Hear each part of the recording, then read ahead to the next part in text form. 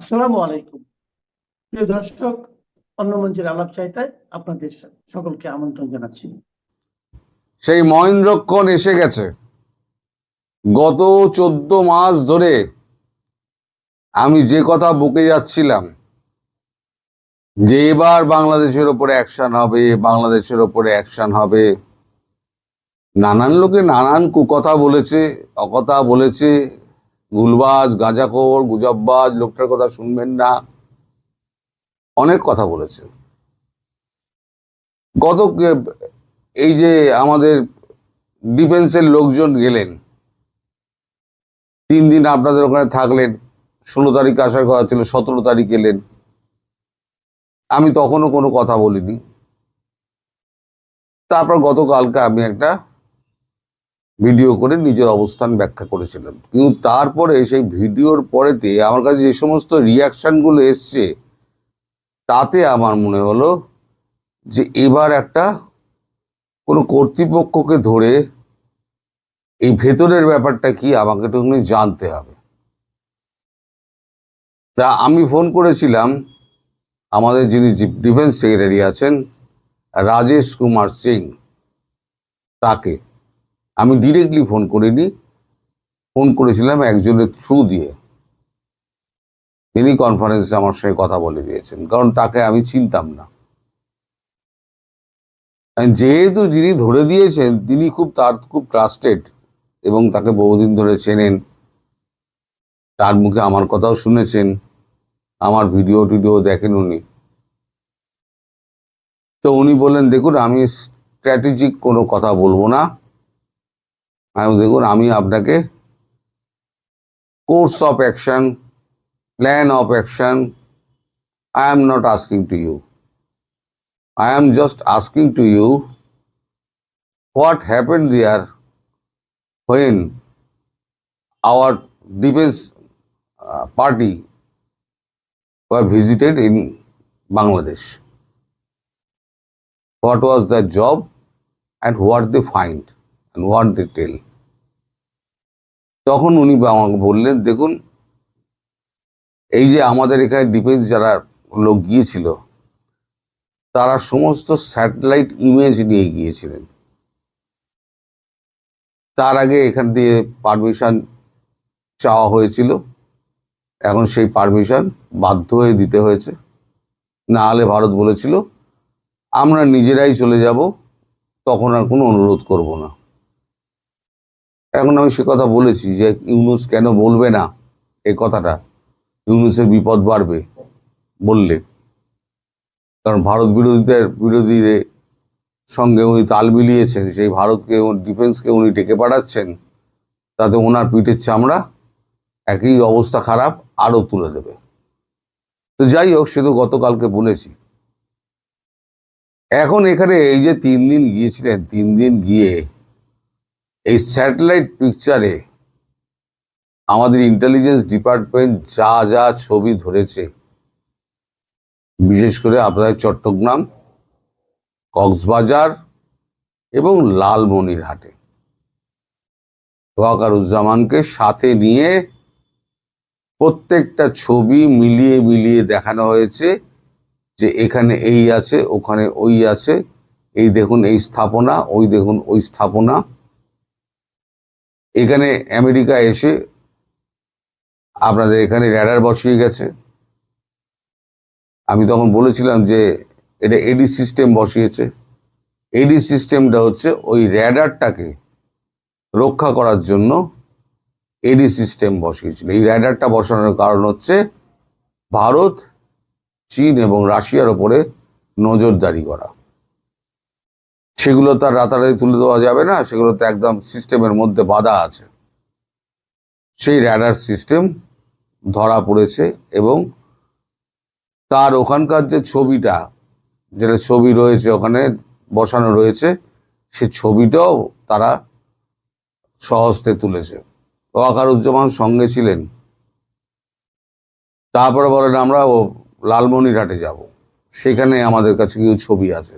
গিয়ে দেখা গেল লালমনিরহাটে 4 জনই গেছিলেন। দেখা গেল 14-15 ফিট মানে গভীর একটা একটা না, 1 2 3 4 7টা, টোটাল 7টা বাংকার করা হয়েছে। এখন লালমনিরহাটে বাংকার কেন? একদম ছবির সঙ্গে মিলে গেছে, যা যা ছবিতে ছিল, স্যাটেলাইট পিকচারে ছিল, তাই তাই মিলে গেছে। ফলে ওয়াকারুজ্জামানের পক্ষে উত্তর দেওয়ার কেউ ছিল না। উনি আকাশের দিকে চেয়েছিলেন, ডান দিকে বাঁ দিকে চেয়েছিলেন, তিনি কোনো কথা বলেননি।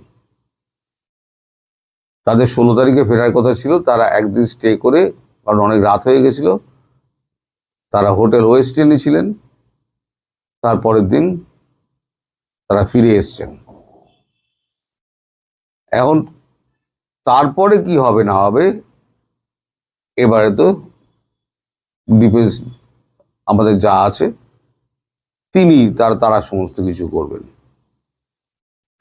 এখন এই যে ভিজিটটা হলো, ভিজিটটা হওয়ার পর ওয়াকারুজ্জামানকে 7 দিন সময় দেওয়া হয়েছিল, যে আমরা 7 দিন সময় দিচ্ছি, 7 দিনের মধ্যে এই সমস্ত আপনার যত সন্ত্রাসবাদী আছে এবং আপনার হিজবুত থেকে আপনার যত আছে, আইএস মার্কা যত মাল আছে, সব এগুলোকে সরান, নইলে ব্যবস্থা করুন, জেলের মধ্যে পুরুন।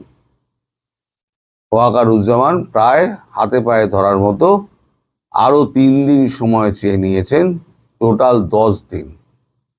মানে গতকাল থেকে 10 দিন, মানে আর হাতে আছে 9 দিন, আগামীকাল হবে 8 দিন।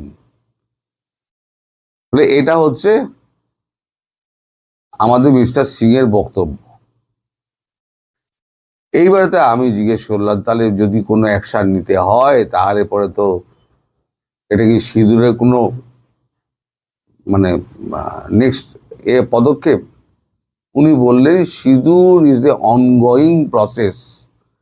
যখনই ভারতের ওপরে কোনো আঘাত আসবে, ভারতের সার্বভৌমত্ব, অখণ্ডতা যখন অস্তিত্ব রক্ষার লড়াইতে চলে যাবে, তখন ভারত দ্বিতীয়বার ভাববে না।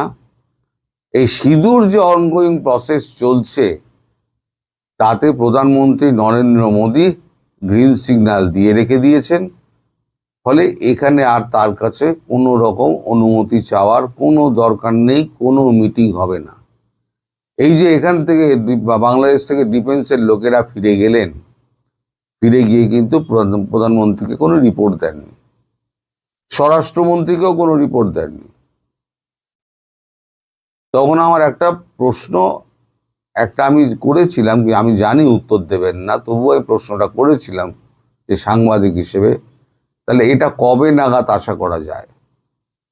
উনি বলেছেন এটা ওই যে আমি বলেছি প্ল্যান অফ অ্যাকশন, তার মধ্যে পড়ে যাচ্ছে। এটা পুরো ডিফেন্সের ব্যাপার, মাফ করবেন, ডিফেন্সই এর পুরো ব্যবস্থাপনা করবে, এবং যখন মনে হবে তখন ডিফেন্স তার ব্যবস্থা করবে। তার মানে এই যে আমি দীর্ঘদিন ধরে আপনাদের বলে যাচ্ছি যে এবার একটা শিক্ষা পাবে বাংলাদেশ, চরম শিক্ষা পাবে। এবং 3 মাস আগে থেকে বলছি, হয় পূর্ব দিকে শুরু হবে, নয় পশ্চিম দিকে শুরু হবে, অথবা পূর্ব পশ্চিম একসঙ্গে হবে, যে কোনো যা কিছু হতে পারে। এখন পাকিস্তান আর তুর্কিকে কিভাবে ফাঁসিয়ে রেখে দিয়ে সে তো আপনারা গল্প জানেন, আমেরিকার অবস্থাও আপনারা জানেন। আরো আপনারা বুঝতে পারবেন আমেরিকার এই অবস্থাটা খারাপ কতটা, ট্রাম্প কতটা একঘরে হয়ে গেছেন। যে আপনাদের কাছে নিশ্চয়ই খবর এসছে, আপনারা জেনেও গেছেন যে ইন্টারন্যাশনাল মনিটারি ফান্ড এই সরকারকে আর টাকা দেবে না। তার মানে কংগ্রেসের কোনো অ্যাপ্রুভাল নেই। এখন যে আমেরিকা এতদিন রেজিম চেঞ্জ করে এসেছিল, এখন সেই আমেরিকার প্রেসিডেন্টের রেজিম চেঞ্জ করার জন্য সেই ডিপ স্টেট একদম কাজে লেগে গেছে। ফলে ডোনাল্ড ট্রাম্পের আর কোনো রকম এখানে ইনভলভমেন্ট থাকবে না, আমেরিকার কোনো রকম ইনভলভমেন্ট থাকবে না। এবার যা করবে ভারতবর্ষ করবে। আর যদি আমাদের পদাতিক বাহিনী যদি নাবে, তাহলে জানবেন আপনাদের রংপুর গেল, আপনাদের চট্টগ্রাম গেল, আপনাদের একদম ল্যান্ডলক কান্ট্রি বলে করে দেবে। আপনারা পড়ে রইল ওখানে অস্থির মায়ানমার, যেখানে ঢুকতে গেলেই গুলি খাবেন। তাহলে ভারত যদি খাদ্য দেয় খাবেন, বিদ্যুৎ দেয় দেবে, আলো জ্বালবেন, জল যদি দেয় তো ঠিক আছে, তেল যদি দেয় তো ঠিক আছে, পুরোপুরি ভারতের উপর নির্ভরশীল হয়ে থাকবেন। এবার যারা এই ভারত বিরোধিতা করে ওদিন চেঁচাতো না, এই তাদের চেঁচারি কিন্তু এবার দেখবেন সব থেমে যাবে। তারপরে দেখব বাংলাদেশের সৈন্যবাহিনীর ক্ষমতা কতটা।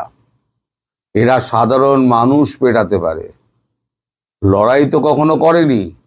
আর এই যে আমায় লিখে বেড়ান না, যুদ্ধ যুদ্ধ যুদ্ধ চাই, ভারত একটা কাপুরুষ, কোনোদিন যুদ্ধ করতে পারবে না। এবার যুদ্ধের নির্মমতা, নৃশংসতা দেখবেন। আমার একটা সেনাবাহিনীর কাছে অনুরোধ ছিল যে পারলে একটা কামাকাজি ড্রোন যমুনার ওপরে ফেলবেন, না रहेगा বাঁশ না বাজেগি বাঁশরি। আর যে সমস্ত ইনস্টলেশনে মারবে, এখন দেখুন প্রচুর রক্তক্ষয় হবে, এটা ধরেই নিন, প্রচুর রক্তক্ষয় হবে। কারণ চারজনকে মারার জন্য যে কামাকাজিটা মারা হবে, সে চারজনকে বেরিয়ে যে থেমে যাবে তা তো নয়, সেখানে 40 জন মারা যাবে। সেখানে কে সাধারণ মানুষ, কে শিশু, কে বৃদ্ধ, কে মহিলা, কে, ও তো ড্রোন, আর ড্রোন তো যন্ত্র, ও তো জানে না কোথায় পড়তে হবে, কে কার সঙ্গে কি সম্পর্ক আছে। ফলে এরকম মাঝরাতে হঠাৎ পাকিস্তানের মতো, যেটা আমিও জানতে পারবো না, আপনারাও জানতে পারবেন না, হঠাৎ দেখবেন দুমদাম করে শুরু হয়ে গেছে। এখন হাতে দিন গোনার পালা। এবার দিন গুনুন, আর পারলে আমাকে আরো 4 বার লিখে দিন গাঁজাবাজ, গুজববাজ আর গঞ্জিকা সেবনকারী একটি মানুষ। অনেক আপনারা বলেছেন, এবার ভারতের করে দেখানোর সময় এসছে। আর যখন এই ল্যান্ডলক কান্ট্রি হয়ে যাবে না, তখন বাপ বাপ বলে চেঁচাবেন। আপনাদের পাশে না আছে পাকিস্তান, না আছে তুর্কি, না আছে বাংলাদেশ। বাঁচালে আপনাদের ভারতবর্ষই বাঁচাবে, মারলে আপনাদের ভারতবর্ষই মারবে। আর এরপর ভারতবর্ষ যাকে মনে করবে তাকেই গদিতে বসাবে। আপনারা মাঝে মাঝে বলে বেড়ান না, ভারতবর্ষ কেন আমাদের কন্ট্রোল করছে। ভারতবর্ষ কন্ট্রোল এবার করবে, আগে করতো না, এখন ভারতবর্ষ কন্ট্রোল করবে।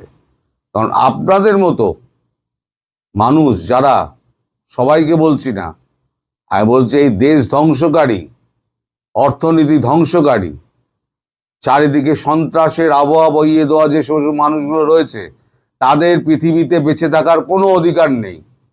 এবং ভারতবর্ষ শান্তিপ্রিয় দেশ, তার গায়ে যদি আঘাত পড়ে, সে কিন্তু, আমাদের প্রত্যেকটা দেবতার হাতে কিন্তু একটা করে অস্ত্র থাকে। এক হাতে শান্তি থাকে, আর এক হাতে আশীর্বাদ, আর এক হাতে কিন্তু অস্ত্র থাকে। সুতরাং আমরা যেমন সাহায্য করতে পারি, প্রয়োজনে তেমন অস্ত্রও ধরতে পারি। এখন দিন গুনুন, কবে রাত্রিবেলা টাপাটাপ পড়তে শুরু করে দেবে। তখন আমাকে লিখবেন যে হ্যাঁ, এই গাঁজাবাজটার কথাটি কিন্তু সত্যি হলো। আর যে মনে করছেন আপনারা নিজেদের মধ্যে যোগাযোগ করবেন, আপনাদের ওখানে স্যাটেলাইটই থাকবে না, মানে স্যাটেলাইট ব্লক করে দেবে। আপনারা নিজেদের মধ্যে যোগাযোগ করতে পারবেন না, ইউটিউব, ফেসবুক সব বন্ধ হয়ে যাবে। কতদিনের জন্য বন্ধ হবে তাও আমি জানি না, ধীরে ধীরে হয়তো চালু হবে। কিন্তু দিন খুব একটা খারাপ আসছে সামনের দিকে, খুব কঠিন একটা পরিস্থিতি আসছে। আমি বলেছিলাম 31শে ডিসেম্বর 2025, এখন দেখা যাচ্ছে সেটা অনেকটাই এগিয়ে এসছে। এবার আপনারাও অপেক্ষা করুন, আমিও অপেক্ষা করি, দেখা যাক কবে কি শুরু হয়। কবে তো বটেই, কবে কি শুরু হয়। সবাইকে ধন্যবাদ জানাই।